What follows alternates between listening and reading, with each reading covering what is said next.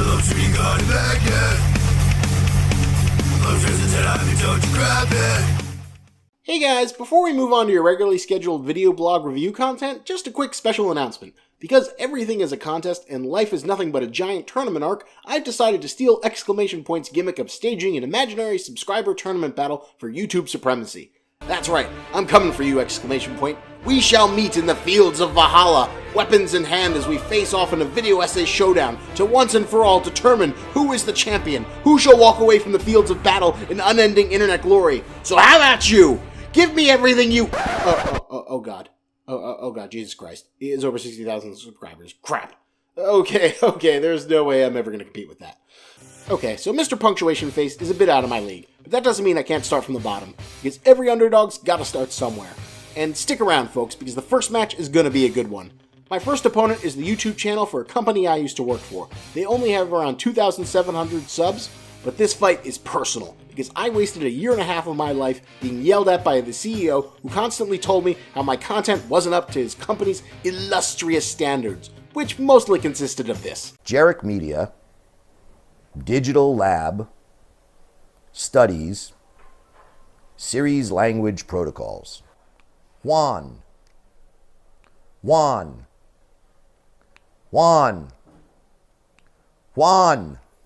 Yes, that's right. That's how Mr. Wall Street thinks he can win the internet. It's been my dream to crush him with my YouTube channel and to do what they couldn't accomplish over the past 2 years. So hit that subscriber count. Let's show them who's got the real eye of the tiger. This is my first opponent on the YouTube ladder of success. This is the Spider Rico fight I need to win as I climb up the ladder towards turning this into a full-time career.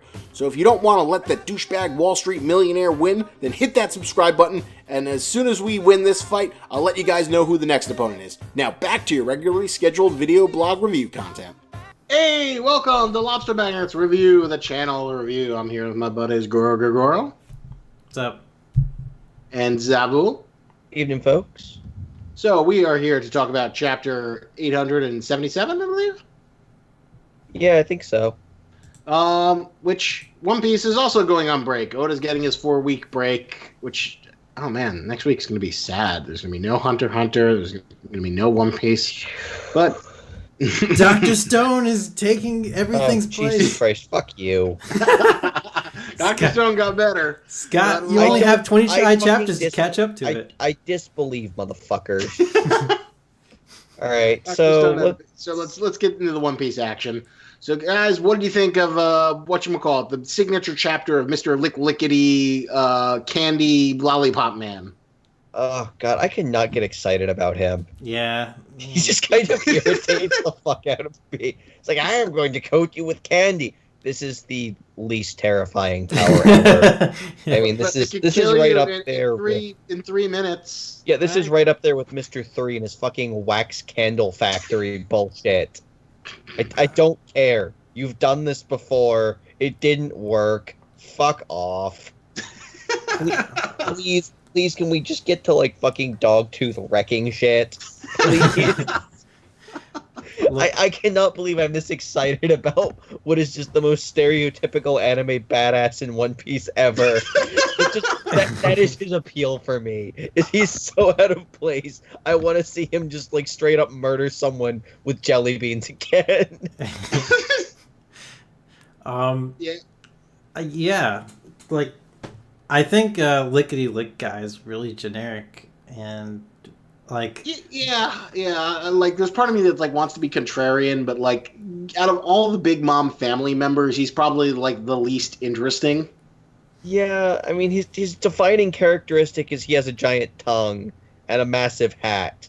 He looks like something you'd see on a T-shirt from like on a T-shirt like of some stoner in the 90s.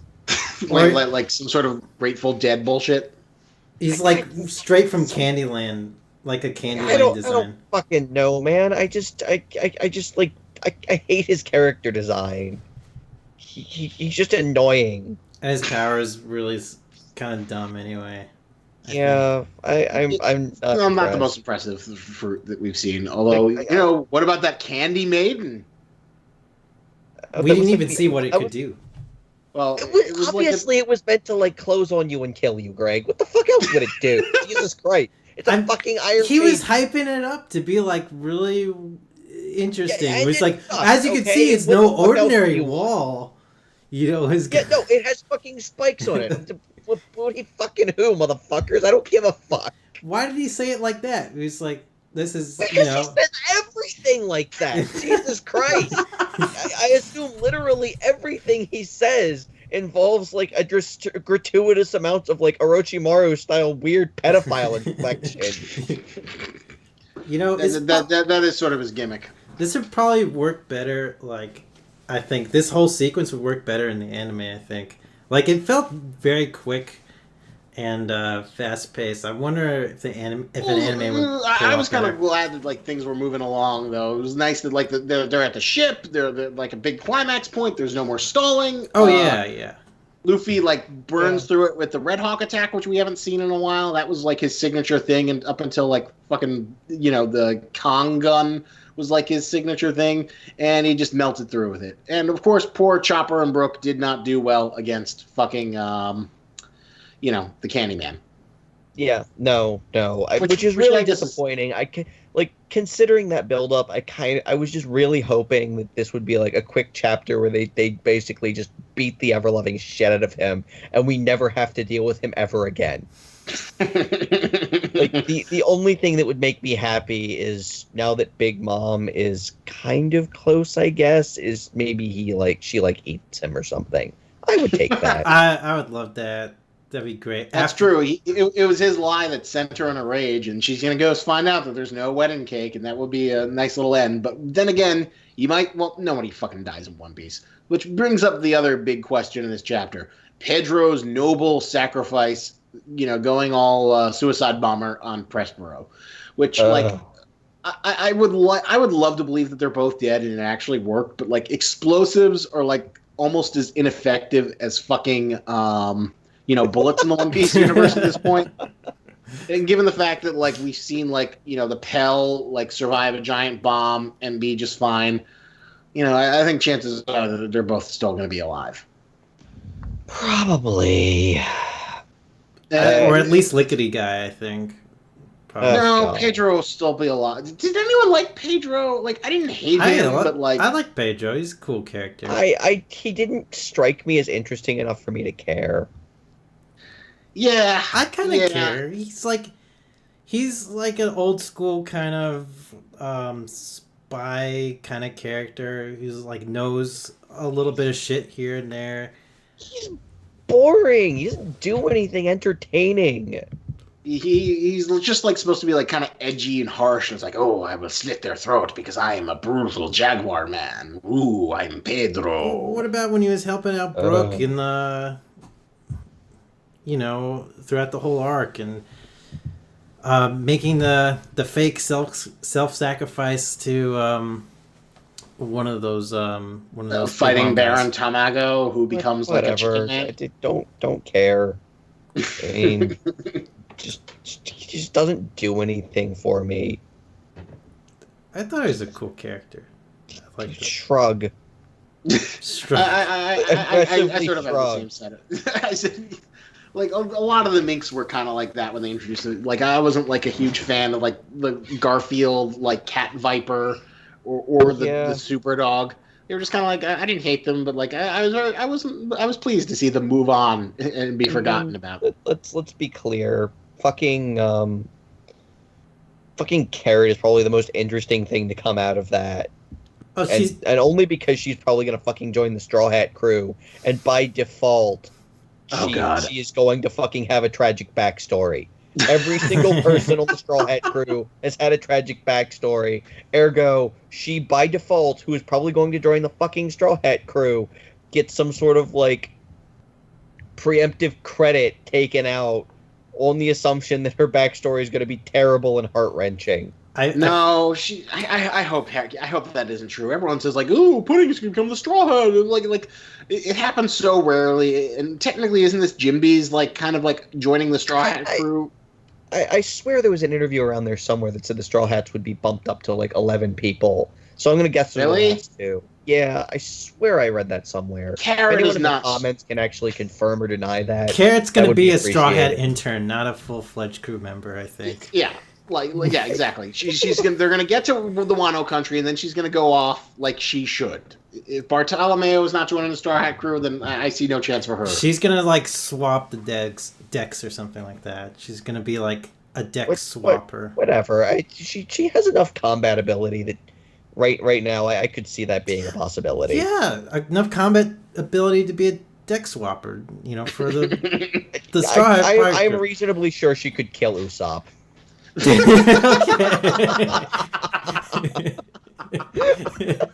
Okay. Now I just want to see a fan art comic of her just like her teeth around Usopp shaking him as she like bites into his jugular. And hey, she deals with electricity shit, so maybe she could kill Frankie too. I don't know. Who fucking knows?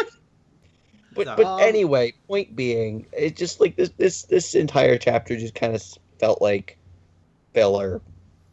You think? I wouldn't go as far as filler. It did feel like it was moving in a better clip than the previous chapters, but it did. I didn't hate it as much as you, but I'm not a fan of Lickety Man, and so I'm kind of happy to see him dealt with pretty quickly. I will say, I like the Dogtooth action. Yeah, I like the confrontation with Luffy and Dogtooth. Like, I feel like that's gonna be the big climactic fight between them, because we can't have Luffy versus Big Mom, at the end of this arc. I don't think. I will say I'm interested that oh man, like fucking Dogtooth is so far my favorite of the fucking Big Mom family, and in part because like Jesus Christ, this is what he has a paramecium fruit that it's like the mochi fruit. I think they said it was Logia, but I've heard debates that it might be more Paramecia. But yeah, it's the mochi. But I just think it's interesting that if it is Paramecia, that it's like straddling that line so hard that he's like just made out of something that's so amorphous and goopy that it's basically a Logia fruit. Anyway. Well, we did get a little sense of like, ooh, it's a Stretch Man battle when he clashed with Luffy. Yeah, That's another thing is I know the Big Mom crew has like a fucking food theme, and that's what Oda is going for. But it's like, how the fuck did Big Mom manage to find this many fucking food themed devil fruit? I just want at least one or two that's like completely not food themed at all. Like just like the fucking black sheep of the family. It's just like maybe Big Mom. I ate the hat fruit.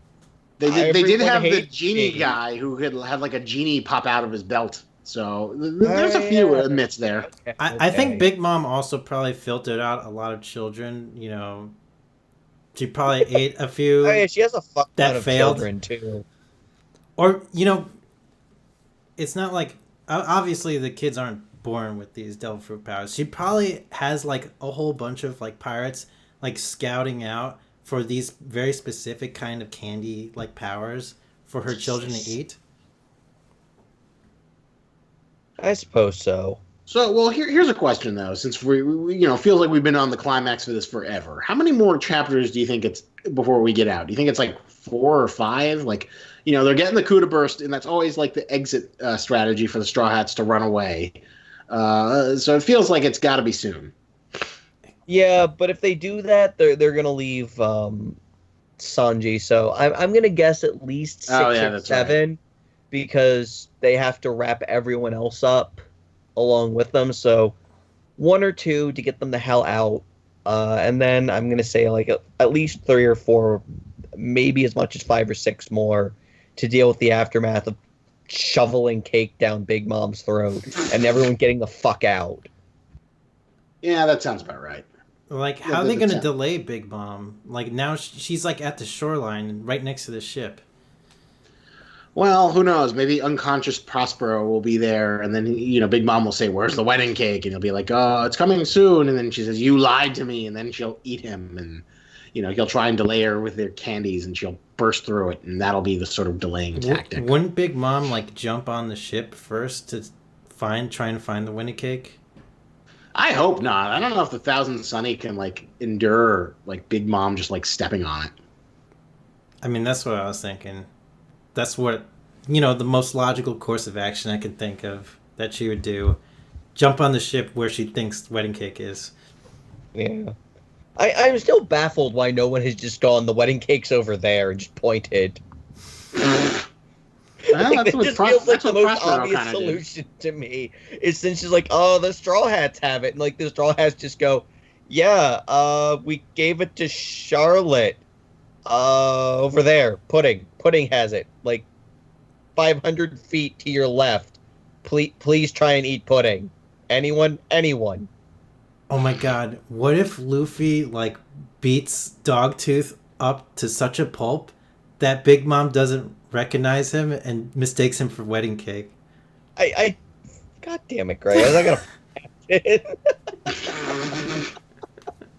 That would be so awesome, wouldn't it? I could maybe see that happening. I'm kind of curious. Do you think Dogtooth is going to make it out of this okay, or is he going to like? Yeah, I think he's capable enough, and he has enough fucking foresight, literal foresight, that if anyone's going to get out of this, of the Big Mom family, it's going to be him. Maybe he'll be featured in the next One Piece cover story. Although, speaking of cover stories, though, can I just say that I think Sai is like one of the dumbest character designs Oda has ever come up with. Which one is he?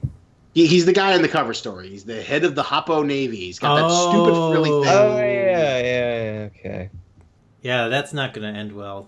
That fiance thing. Every once in a while, Oda just has, like, just terrible fucking designs. He's just so dumb. He's this stupid fucking... He's like a derpy design as is. And then he just has this, like, fucking frilly neck thing for no fucking reason. And it's just, like, two things that, like, don't make any sense together. Look, at least it's not the Boxing King. Yeah. Take your fucking... take your shit where you can get it, okay? He's actually one of the designs that I liked better from that arc. From Boxing King or fucking Sai? Sai. I liked his character a bit more than most of the other characters. Like, what about the stupid pirate that just had a good throwing arm? Like, what about that stupid pirate? Or like Bandit Gene. Bandit Gene, is that his name? Yeah, the guy who picks up things and throws things, and that was his entire special ability. And he had a cactus on his head. Oh God! Jesus Christ! I blocked most of this shit out. There were some really stupid characters in Dressrosa. Yeah, there's some fun ones here and there, but yeah, I agree. I think Sai ranks amongst the top for me because I just hate that frilly thing. I don't know why he has it. It feels like something a 5-year-old would do it. I don't fucking know. Jesus Christ. All right, so what are we rating this thing? I give it like an 8.5. I thought it was pretty. I thought it was better than last chapter. It did feel like things were moving a little bit more brisker than the last chapter. I think it was a solid 8. I'm gonna give it a 7.5 again. I just really fucking hated that goddamn candy fight. But he was able to contain the Straw Hat Pirates. I don't care. I just want them to die. I just wanted him to die. I wanted to get his ass kicked, and then we can move on. Fucking hate his character design. Yeah, he is. Well, it looks like he got eliminated in this chapter, basically. I mean... No, he's not. You know he's not. But... I mean, I would love Oda to be more bloodthirsty than he is. I mean, I feel like he's going at like a quicker pace now. Like, Candy Guy, muhahaha, I'm evil Candy Guy. And then Pedro's like, no, fuck you. Self-sacrifice. Get on with the rest of the arc. Sacrifice with Baron Tamago, the chicken guy, but it didn't kill him. It just got him out, and no one was hurt. Yeah, and that was already pre-planned anyway. Yeah. I hope Pedro's dead, and I hope fucking lickety guy is dead. Yeah. Right, What do you think we should chill? Some fucking Oh lollipops? god, I think I got this shit. What do you got What in about mind? the Candy apple kits. candy apple kits? Yeah. It's like you like melt the candy and you have to like dip it. I know what you're talking about. Oh, Yeah. so you can dip Chopper and Brooke in that thing. Yeah, there you go. Okay, Make so we- your own garage anime model as you take that fucking Funko Pop and dip it in fucking candy apples. That's it. Get like your Brook or your fucking Chopper thing, and get the Concord Foods candy apple kit, so you can make this like fucking disgusting thing that will attract ants in your fucking house. That will just be Because, like let's this. be honest, I'm pretty sure everything in that fucking ass. I'm pretty sure the entirety of Big Mom's kingdom is just infested with fucking ants. Ants everywhere. You can't go anywhere without fucking ants because you can't keep that much sweet fucking food in one place without getting ants. This is how you get ants. Unless Big Mom has Yeah. like the world's best exterminators. Like, Well, she did have fucking ants in like. Oh god, you remember when they were in the sea and they'd like fight off the ants when they were making their way to Totland? So we do know ants are a problem in the Big Mom seas. I'm not a fucking big surprise. Well, anyway, you can make your disgusting thing that'll make all your friends and family hate you horribly with the Concord apple kit, and then you know what you do once you like candy coat like your Brook and Chopper figurines. You got to send us a picture, send us a link in the comments below to show us that you did this insane thing. oh my god, I would love to see that. Please do. I don't think we have like, oh god, I would love to think that we have a rabid fan base, but yeah, do it. Surprise me. Show me how crazy you are, internet. Do, All right, do it for us, you guys. Not that anyone's fucking listening. So thank you for watching the video. Like, comment, subscribe, and remember, lobster is antennas, but don't you grab it. Metal gets made